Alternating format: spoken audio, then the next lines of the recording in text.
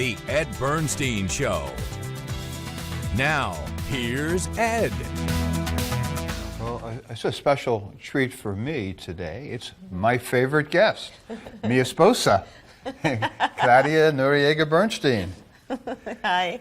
Thank you for having me here. I have to say that I'm very proud of my wife because she has written, incredible books in the last couple of years for parenting, self-help, journals, children's books, as well as her life coaching and the retreats and seminars you do for women, basically. And you've done some amazing work. Thank you. But I wanted to ask you, our children are a little bit older, but for those who have, younger children and teenagers, how much more difficult is it to raise children in light of the internet today? Oh my goodness. I'm so happy that our girls were not in that place, when they were little, because it influenced so much, not only on the things that you want to aspire to have, but also in your image, there is this big misconception about self-esteem and self-worth, and people think that it's the same thing. You see things on the internet and you see somebody very confident. That's self-esteem. That's not self-worth. Self-esteem is based on the things that you accomplish and the things that you have. Self-worth is how you value yourself. And oftentimes, this generation value who they are based on what they have. And then when they get all these things that one day they dream they were going to have, they still have something missing because they don't have that self-worth. They don't know who they are inside. So it's super hard. I feel bad for parents when they call me and they're like, my daughter doesn't get out of the room, my daughter is depressed, my daughter is not liking herself, or he has image problems or all these issues, because they're comparing themselves with a picture perfect image of somebody without even knowing what that person is going through. Therein lies what I perceive as the problem. When you look at photographs online, Instagram or wherever, everybody's having the time of their life. Yeah. Everybody's smiling, everybody's happy, everybody's either eating great food or wonderful vacations and living the A life. Right? It's not realistic. It's not realistic because, of course, you're not going to, if you have a choice between putting yourself after you did your makeup and your hair or putting yourself how you roll out of bed, you're going to put the picture where you are, looking wonderful. So everybody wants to put that online. And the regular teenager is going to compare herself with that. And the problem starts when we're little. When we're little, we want to be part of everything. We want to fit in. We want to be part of the clique, right? So what we do, we think that because we change the way we talk, the way we dress, the way we walk even, we are going to be part of it and we're going to belong. But what we're doing is we are shrinking ourselves to become somebody that we're not, to fit in. And every single time that we do that, we betray ourselves. Because we're not being authentic. We're being whoever we think we need to be in order to be part of this thing. And then you grow up, because there's adults also that have everything, and they don't feel fulfilled. Why? They are part of their country club. They have the same car as the neighbor. Their house is as bigger as whoever they look up to. But they don't have any self-worth. So they are not happy with themselves. And that results in a whole generation of children that are growing up a la Kardashians, right? Isn't that, people look at that and that becomes like the ideal standard for a life, right? And there is an emptiness there. Not only because that image is not real, those people also have problems. Those people also look at themselves in the mirror and they don't like themselves. But that's not what they're showing. The most important relationship that we have is the relationship we have with ourselves. I'm sorry, I touched the mic. A relationship we have with ourselves. So, and everything starts in our head. So your thought is going to create an emotion, and the emotion is going to create a behavior. It's like when you meet somebody. Let's say I introduce you to somebody, and that person that day is having a horrible day, right? So it's not as friendly, as nice, as whatever with you. So you immediately start creating evidence that that person is stuck up, he's so rude, he didn't acknowledge me, and it has nothing to do with you, right? It's whatever that person is going through in that moment. But the next time you see that person, you're going to say, oh, I don't even want to talk to this person because this person is A, B, C, and D. Because your thoughts create that emotion, and those emotions has created the behavior. So that's what we do with everything. You know, we see a picture in the internet, or we see a video in YouTube or in TikTok, whatever, and you assume, because you're thinking that that person has that, and because that person looks so happy, you think that that is going to give you the same happiness. How did this interest you, all this, the work that you're doing in coaching and working with particularly women? Because I've been there. You know, sometimes I have a client that reminds me of that version of me. And we are like, I have a 6-year-old, I have a 20-year-old, I have a 30-year-old, a 40-year-old inside me. So when I realized that all these stages of Claudia were in me, and I have to honor them and I have to embrace them, then I start seeing my worth. Then I start liking myself. Then I start honoring who I am. Then I start realizing that I am my person. I don't have to look for my person somewhere else. I am my person.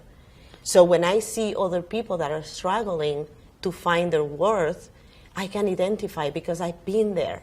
And I want to empower them and give them the tools they need so they can become their authentic self and love themselves in spite of everything else around them that is just circumstances. When you were in your very early 20s, you made a life-changing, critical decision. At that time, you were a very famous actress in Peru, in South America, with a novella, a soap opera that was probably the most popular soap opera in South America. You had an amazing opportunity to be a superstar actress and model, and then you decided to give it up. Yeah. Why? I always wanted to be a mom. I mean, my career started as an accident, you know. I was walking in the street and a producer saw me and offered me a part. It wasn't like, you know, like so many other people that have to go to 1,000 auditions until they get one. It was kind of organic how it happens to me. But I always wanted to be a mom. And I knew that that career was not going to be aligned with the kind of mom that I wanted to be. So I got it out of my system. There were other circumstances that made me leave my country, obviously, but the decision of becoming a mom was the main reason why I decided to stop acting. And nothing to do with a lot of actresses that are amazing moms and they can balance those lives. That was not what I wanted for me.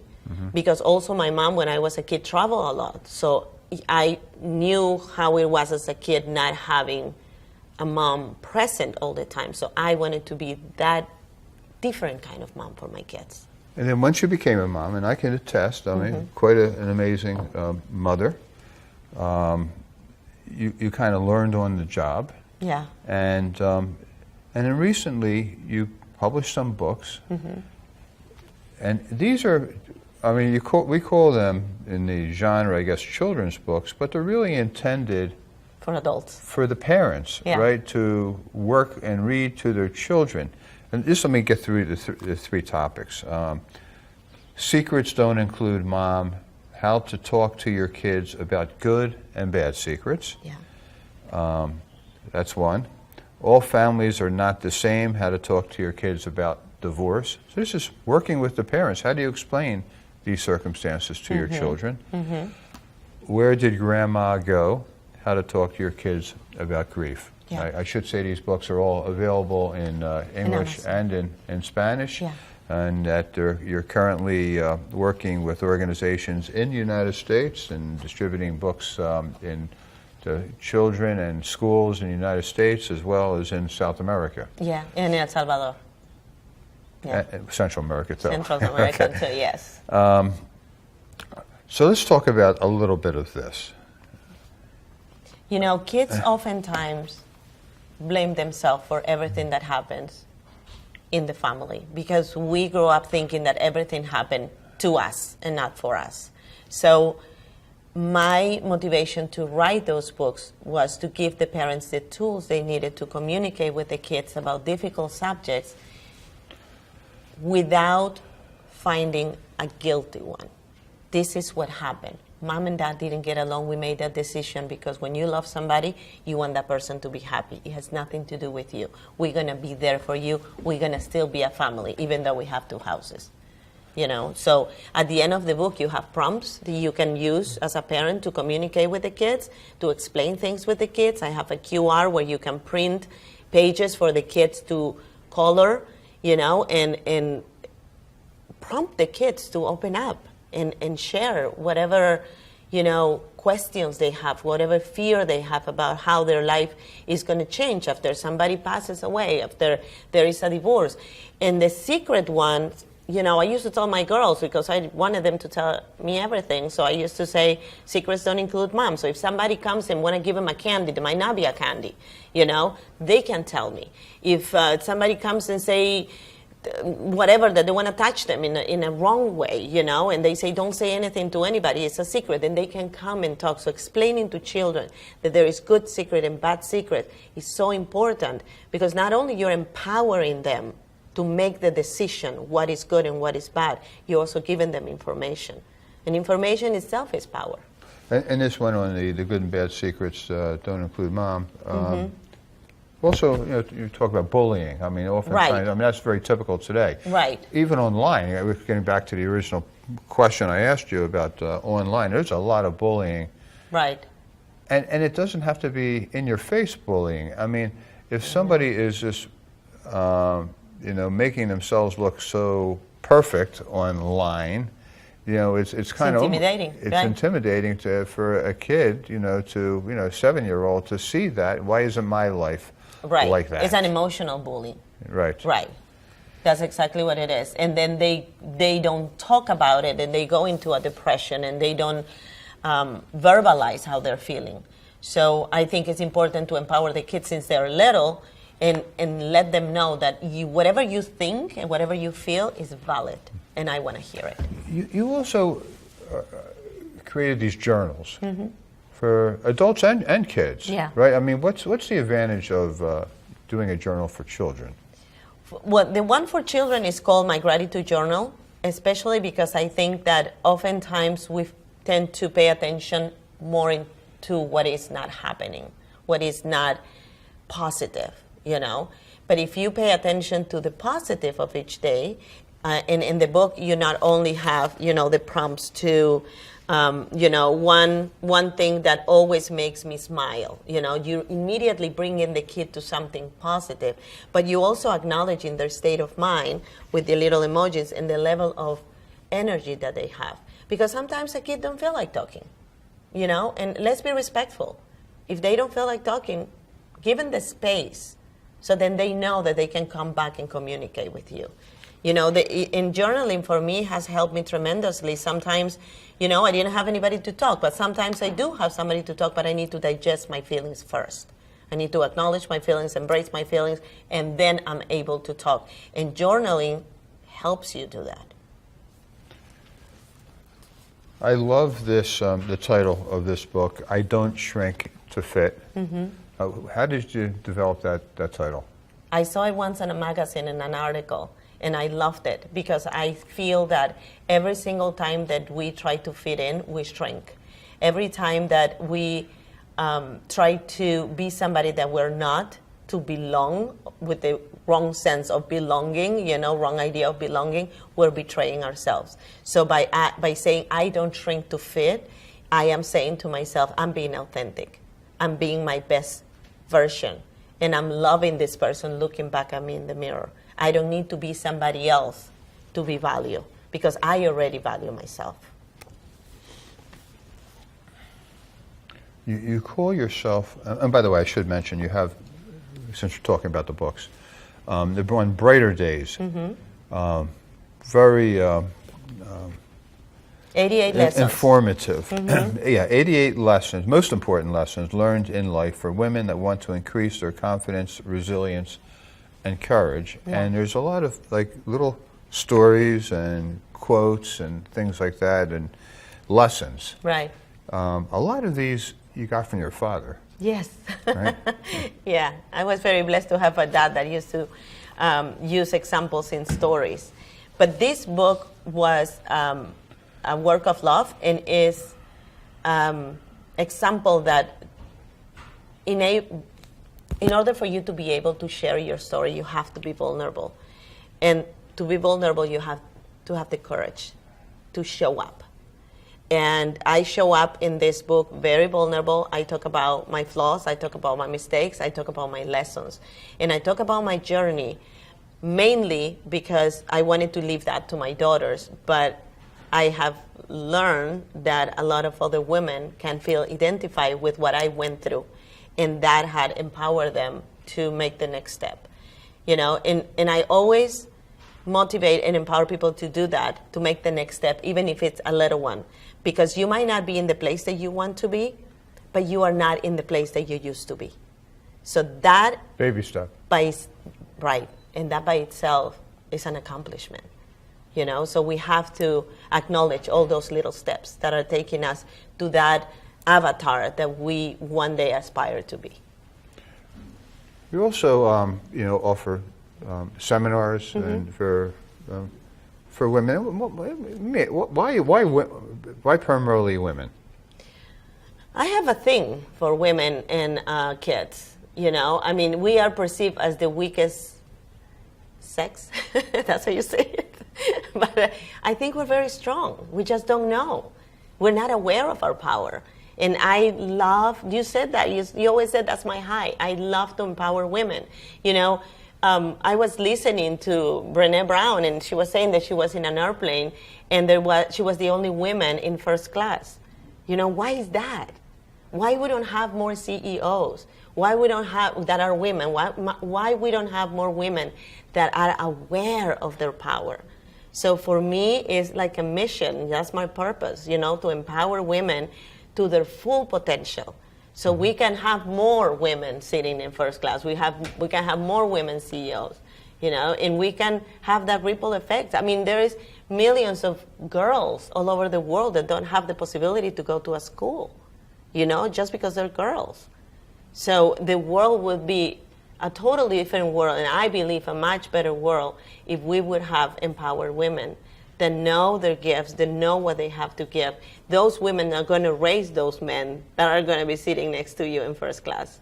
So let's, you know, get together and embrace. I truly believe that we can only fly and we embrace each other. So let's embrace each other. For me, it's my calling to empower women. I love to do it. I love to see the results, even if it's from afar. It gives me great satisfaction and purpose in my life.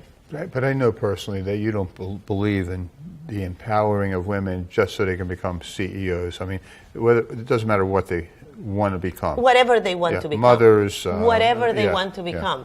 That's what I'm saying. Like, empower them to find their gifts, to see what it is that I am capable to be and to do and to become. You call yourself an abundance coach. What does that mean? Well, abundance, people think that abundance is to have a lot of something. For me, I focused it more into acknowledging what you already have. You know, gratitude comes with abundance. You're not going to have gratitude if you don't know what you have, because you're always going to be looking for what is missing in your life. So when I work with a woman, I help them realize the abundance in their life. What did they already have in their life? And from there, they're not starting here. They're starting already here because they're acknowledging all this that they didn't see. The distraction of the everyday kind of made it blurry, you know? So I help them notice, look at this. These are the things that you already have. You're not in such a bad shape that you thought you were, right. You know? Yeah. You are in a different place. So that by itself motivated to grow more, to want more, to achieve more. And if somebody wants information about retreats, they can go to my yeah. website. It's the same as my name, Claudia Noriega-Bernstein. I have retreats there. I do a lot of Zoom challenges, free stuff online. If somebody has a talent that wants to share, I do lives on Instagram because I like to put the spotlight, especially with, to women, so they can expand and they can get to other audiences and share their talents. I love to do that. You also do podcasts, Yeah. And you kind of, do what I do here in a certain way. I'm here interviewing you, but in podcasts, you either do the interviewing or you get interviewed, right? Right. Either way, right. you work. Sometimes right? we do swaps. So Right. sometimes I will go to a podcast and then they find out I have a podcast and then they want to be part of my podcast. So we'll do swaps. But in my podcast also, I only have women. And these are women that have had a pivotal moment in their life, that they have go through some challenge moments, and now they're living the life they once dreamed. And that is like a billboard for so many other women that perhaps are stuck. Listen, we wear a lot of hats every day. And sometimes because we have to play all these roles, we forget our purpose, we forget our passion, we forget what we wanted to do when we were in our 20s. So when you listen to another story, you're inspired and you're like, oh my gosh, she was able to do that. I can do that too, because you see it possible in somebody else's life. You have an example of a podcast where you were inspired? Yes. I had a lady once come in, and actually that's what I decided to start doing my retreats, because before I was a little shy about it. I was doing the one-on-one, and this lady, she actually had a very sad story. She lost a child and she didn't know how to grieve, and she decided she was going to create these retreats for other parents to come and grieve, and by sharing what she had gone through. And that motivated me to see the value in my life, in my experience, and in the sharing of my experience to other moms and to other wives and to other women that were in different part of their lives and different stages in their lives. And perhaps one wanted to write a book, perhaps one wanted to start a podcast, perhaps one wanted to be a coach, or just simply be a painter. You know how many people are there in their 50s and 60s and they're, let's say, an accountant because their mom was an accountant or their dad was an accountant, but they wanted to be, a choreographer, and they never did it because they just allowed people around them to dictate what kind of life they were going to have. And when you have those retreats, you open your heart to all these desires that you had before. And then finally you can have some clarity and go, wait a minute, I always wanted to do that. And you still have time because you're still breathing, you're alive. And that is enough reason for you to just go after your dreams. The only one stopping you is yourself and your limiting beliefs. I can remember years ago we'd have friends of ours call you and ask you for advice about their kids. And people, saw what kind of parents you were, and they, wanted to, to mimic, the parenting that you were doing, and kind of led you into writing the children's books and giving. Right.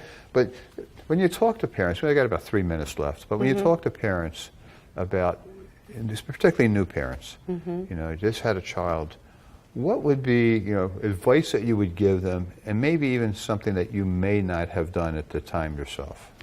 I made 1,000 mistakes because I didn't have really a roadmap to be a parent, so I learned how I went. But one of the things that I know has worked for me is structure. You keep your word and you have a structure. Don't try to be friend of your kids when they're 5, 6, 7, 8. Go have a drink with them when they're 21. But when they're little, kids need the structure. They need the boundaries. And that prepares them when they're little to have the same structure when they are adults. Because at the end of the day, raising a child is a huge responsibility. And they're watching us. Not what we say, but how we behave. So if you are a good billboard for your kid, one time I was watching a movie in Spanglish, and it says, there are some mistakes that a parent cannot make. And that sticked with me. many times I wanted to do a lot of things, but I always knew that I have 6 eyes watching me. And that was my guiding light, you know? I can't make those mistakes, they're watching me. We have just about a minute left. Guys, so these books, I should say, all your books, Spanish, English, all available on Amazon.com. If you want information about the podcast, the retreats. Everything is in my website. Even if you have a story that you think is going to impact somebody, you can go to my website, and when you go to podcast, to the link that says podcast, you can apply and say, I would love to be in your podcast. You fill up a form, it gets to me, and then we'll have a chat. And I should say, just for the sticking up for the men, you did write a journal for men. I have it. He has it in his nightstand, yeah. Next to my bed. I write in it as much as I can. Yes. Thank you, sweetheart. Thank you so much. Okay. We'll see you next week.